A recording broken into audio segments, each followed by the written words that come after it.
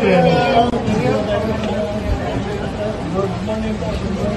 Ito yung ating mga high-risk pregnant naman po. Kaya, we're working with them kasi usually mga baby nila ang pangit yung lumalabas, so ita-transfer sa kabila. That's why maganda yung combination ng ating mga servisyo. At nireferan kami as far as the immune.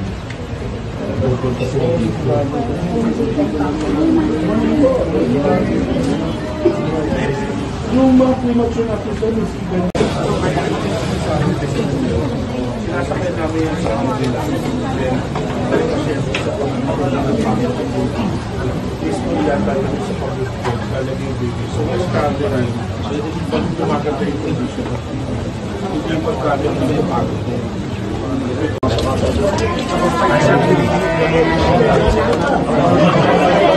May pa-breakfast sila sa inyo.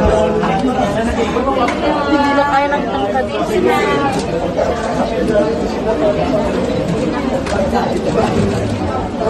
Ating